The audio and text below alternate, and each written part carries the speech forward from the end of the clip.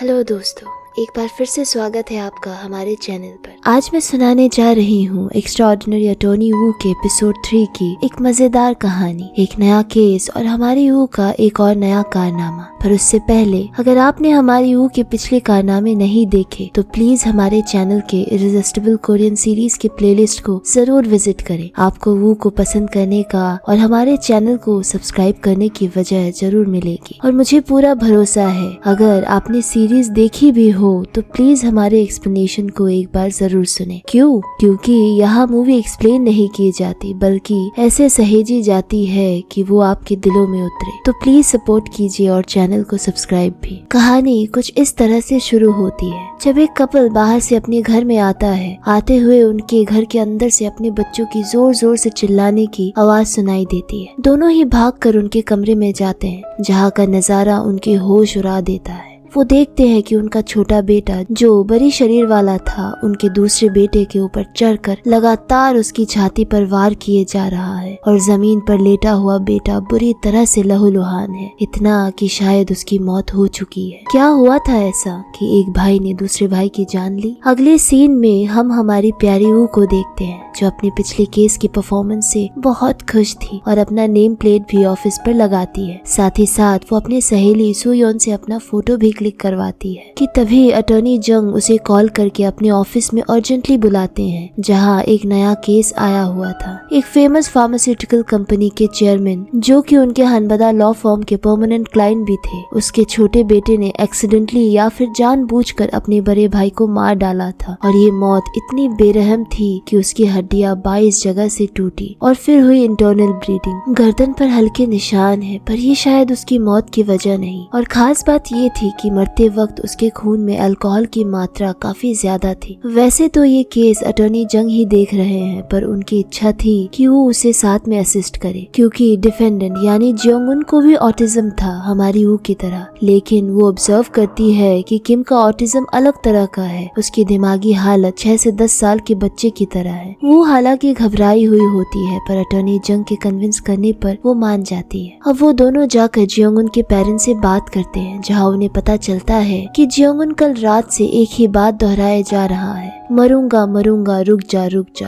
उसके अलावा कुछ भी नहीं। दोनों ही भाइयों के रिश्ते बहुत ही अच्छे थे और बड़ा भाई सांगुन यानी मरने वाला भाई होनहार था और मेडिकल स्कूल का स्टूडेंट था। वो अपने छोटे भाई जियोंगुन की बड़ी केयर करता था, बहुत प्यार करता था और उसके साथ खेलता भी था। पेरेंट्स खुद भी हैरान थे कि ये हादसा कैसे हुआ, क्योंकि जियोंगुन ने आज से पहले ना तो किसी को धमकाया और हाथ उठाया। हाँ, कभी कभी थोड़ी जिद जरूर करता था वो। अटॉर्नी जंग पेरेंट्स को रिक्वेस्ट करते हैं कि वो एक बार जियोंग से अटॉर्नी वू को मिलने की इजाजत दे। दूसरी तरफ वू के काम में मशरूफियत की वजह से जुनहो चाहकर भी वू के साथ टाइम स्पेंड नहीं कर पा रहा था, जिससे वो अलग अलग मौके तलाशता है वू के साथ टाइम स्पेंड करने को। दोनों ऑफिस कैफेटेरिया में साथ लंच करते हैं, वू के फेवरेट वेल्स के बारे में बातें करते हुए, जिन्हें साथ देखकर सुयन थोड़ी निराश होती है, क्योंकि उसे उन दोनों में वो स्पेशल कनेक्शन दिखाई दे रहा था। अगले सीन में अटॉर्नी जंग और वू का सामना होता है जियोंग से, जो देखने में बेहद भारी भरकम था पर बिहेवियर में बच्चों सा। उसे पैंडा पेंगसू की कहानियां बहुत पसंद थी और वो अपनी उंगलियों से जैसे पियानो बजा रहा होता है, जिसे देख वो भी उसे इमिटेट करने की कोशिश करती है। पर मरे हुए भाई के बारे में पूछने पर उसकी उंगलियां रुक जाती है और वो एग्रेसिव हो जाता है और आगे कोई बात ही नहीं हो पाती। वो घर पर पहुंचकर अपने पिता से हेल्प लेने की कोशिश करती है ताकि किसी ऑटिस्टिक से कैसे बात की जाए, तो उसके पिता उसे बताते हैं ऐसे केस में उसे सबसे पहले ये पता करना होगा कि जियोंग की सबसे पसंदीदा चीज क्या है। अगर उसी तर्ज पे बात की जाए तो ही वो बात करेगा। जैसे उन्हें ऊ से बात करने के लिए लॉ के एक्ट्स की बातें करनी पड़ती है और बैकड्रॉप में ऊ के पिता को दिखाया जाता है कि ऊ को पालने में उन्होंने कितनी मेहनत की, कितना अकेलापन झेला। अगले दिन वो अटॉर्नी जंग और सुयन ऊ के तरीके से जियोंग को बुलवा बात करने की कोशिश करते हैं और पैंडा पेंगसू टीम बनकर उसके लिए पैंडा सॉन्ग गाते हैं और सीनियर अटॉर्नी जंग रैप करते हैं। मौका देख वो उसे वापस उसके बड़े भाई के बारे में पूछती है और इस बार वो मरूंगा मरूंगा रुक जा की रट लगाने लगता है और बेहद अग्रेसिव हो जाता है। इससे वो को क्लिक होता है कि जंग के सेंटेंस के 2 पार्ट है। मरूंगा मरूंगा ये बड़े भाई ने बोला है और रुक जा जंग ने। ऑटोप्सी की रिपोर्ट में सांगुन के ब्लड में अल्कोहल की मात्रा 0.3 से ऊपर थी। हो न हो उसने सुसाइड की कोशिश की थी और इसे कंफर्म करने के लिए जब वो जंग से पूछती है तो वो हाँ कहता है। ये सुन उसकी माँ नाराज हो जाती है और कहती है कि सांगुन ऐसा कर ही नहीं सकता और अटॉर्नी की जंग से ये आखिरी मुलाकात होगी। अगले ही दिन वो जुनहो के साथ अटॉर्नी जंग की परमिशन से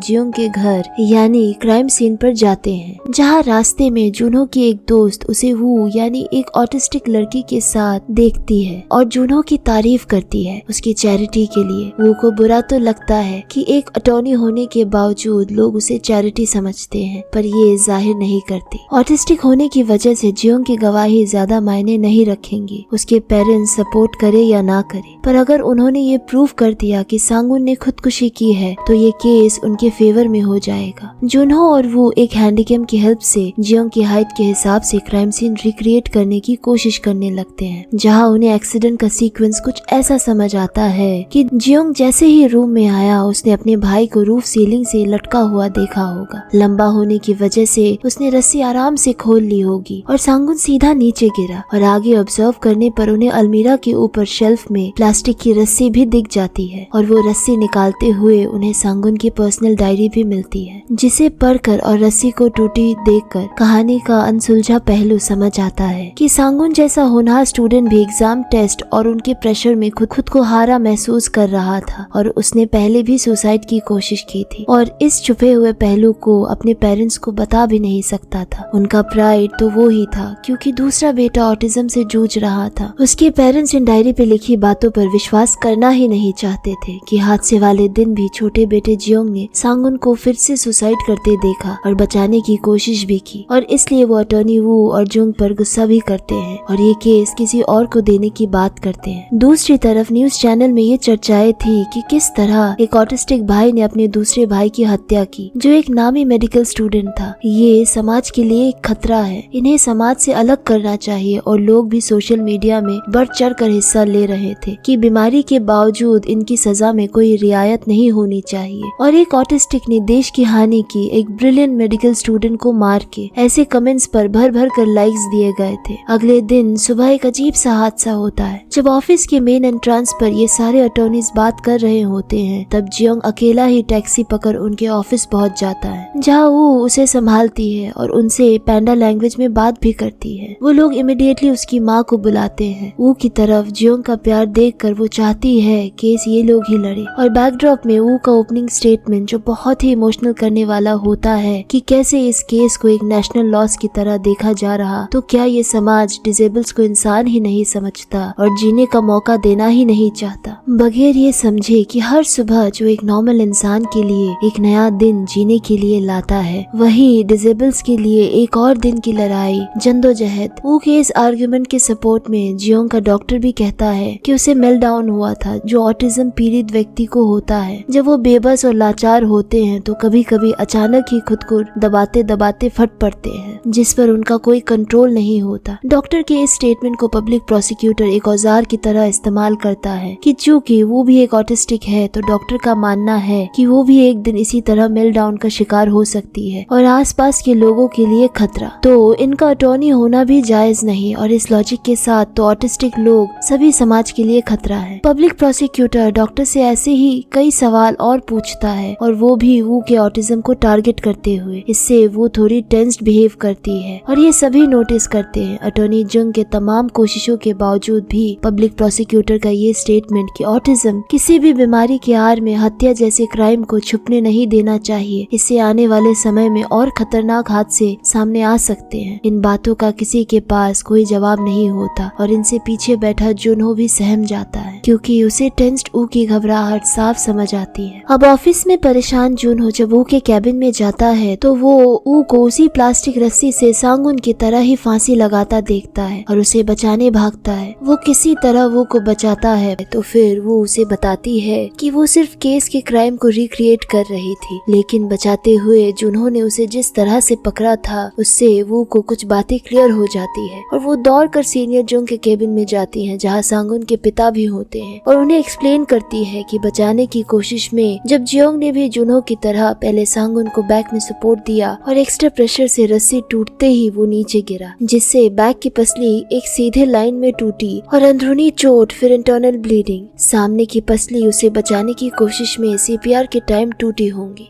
यानी ये एस्टेब्लिश करना कि जियोंग के मारने पर उसकी मौत हुई है ये गलत होगा। ये सुनकर जंग एक बार फिर उसकी काबिलियत पर हैरान हो जाता है और सांगुन के पिता को समझाता है इन साइंटिफिक फैक्ट्स से एटलीस्ट हम हत्या का मामला हटा सकते हैं, क्योंकि जियोंग का इंटेंशन कभी मारने का था ही नहीं, लेकिन उसके लिए हमें सांगुन की खुदकुशी का मैटर जाहिर करना होगा। कुछ सोचकर चेयरमैन तैयार हो जाता है, पर इस रिक्वेस्ट के साथ कि इस केस में वो फेस नहीं करेगी क्योंकि पब्लिक प्रोसिक्यूटर फिर से उसे हथियार की तरह इस्तेमाल करेगा। जंग इसके लिए राजी नहीं होता कि सिर्फ ऑटिज्म की वजह से उसे निकालना गलत होगा, पर इमोशनल वो इसके लिए तैयार हो जाती है। जंग इस बात को अपने सीईओ हान से कहता है, जिस पर सीईओ उसे कहती है कि जो क्लाइंट चाहेगा हमें वो ही करना पड़ेगा, पर वो के सपोर्ट में वो चाहे तो खुद भी रिप्रेजेंट ना करे, उसकी जगह दूसरे अटॉर्नी की टीम रिप्रेजेंट करेगी। दूसरा अटॉर्नी बहुत ही नकचरा होता है जिसे अब ये केस हैंडल करना था। अगले दिन कोर्ट में नया अटॉर्नी केस ठीक उसी तरह पेश करता है जिस सीक्वेंस में वू और जंग ने प्रिपेयर किया था। बॉडी में अल्कोहल की मात्रा, सुसाइड की रस्सी, रिब केज की हड्डियों के टूटने की डायरेक्शन का सिंगल लाइन में होना, जबकि डिफेंडेंट जियोंग ने तो कई वार किए थे तो कई जगह से टूटनी चाहिए। वू के ये रिसर्च किए हुए फैक्ट्स और डॉक्टर के स्टेटमेंट से नया अटॉर्नी जंग ये बात साबित करता है कि सांगुन ने सुसाइड की कोशिश की थी और इसमें जियोंग का कोई हाथ नहीं, और ये आर्गुमेंट्स पीछे बैठे वू और जंग चुपचाप सुनते हैं। उनकी मेहनत का फल कोई और ही लूट रहा है। अब जज फैसला सुनाने से पहले जियोंग से कुछ बात करना चाहती है, जिनमें वो उसे सवालात करती है कि क्या वो सांगुन को बचाना चाहता था, क्या रस्सी उसने तोड़ी थी। इन बातों का जियोंग बहुत ही मुश्किल से इमोशनली रोता हुआ हाँ में जवाब देता है। उसकी आंखें भी नम होती है और इसे देख कोर्ट में बैठे सभी की आंखों से आंसू बहते हैं। सिर्फ ये सोचना कि ऐसे वक्त में जब साधारण इंसान का रिस्पॉन्स सिस्टम काम नहीं करता, एक ऑटिस्टिक जो दिमागी तौर पर सिर्फ 6 साल का है, उसने अपनी पूरी जान लगाई सिर्फ अपने भाई को बचाने में। केस का फैसला तो जज बाद में देने वाली थी, इसलिए जियोंग के पेरेंट्स कोर्ट के बाहर वू और अटॉर्नी जंग से मिलते हैं, उसे सॉरी कहते हैं कि उनकी वजह से वू को ये केस छोड़ना पड़ा। दूसरे सीन में जुनहो उदास वू को एक गिफ्ट देने जाता है ताकि उसे थोड़ी देर के लिए ही खुश कर सके, पर वो अपने कैबिन में नहीं थी। वो प्रिंट ऑफिस में अपना रेजिग्नेशन प्रिंट कर रही थी, जिसमें उसने निजी कारणों से इस्तीफा की बात कही थी और अपने सारे चीजों को समेट कर बाहर निकलती है, जिसमें था उसका अटॉर्नी वाला नेम प्लेट भी, जो कि उसके बचपन का सपना था जिसे उसने पूरा भी किया था, लेकिन अब लोगों की नजरों में सिर्फ एक ऑटिस्टिक होने की वजह से और जियोंग की सही से हेल्प ना कर पाने की वजह से छोड़ना पड़ रहा था। तो अगले एपिसोड में हम और आप देखेंगे कि वो जो कि अब रिजाइन कर चुकी है अपनी सहेली की मदद कैसे करेगी, जिसके पिता को अपने परिवार के लोगों ने झूठ और लालच के जाल में फंसाकर फैमिली प्रॉपर्टी से बाहर निकाल दिया। यानी कहानी घर घर की, कहानी हर घर की। दोस्तों, उम्मीद है आपको कहानी का एक्सप्लेनेशन अच्छा लगा है। अगर ऐसा है तो प्लीज एक लाइक तो बनता है, लेकिन उससे भी जरूरी कई बार जिंदगी के भाग दौड़ में हम आसपास के लोगों की, निर्दोष मूक जानवरों की तकलीफों को अनदेखा कर जाते हैं, पर शायद हर किसी को छोटी नहीं अच्छी नजरों से देखने और तौलने की पहल ही जिंदगी का सही हासिल है। इसी थॉट के साथ please subscribe to our channel unofficial show time और ढेर सारा प्यार बरसाइए। Thank you so much for watching.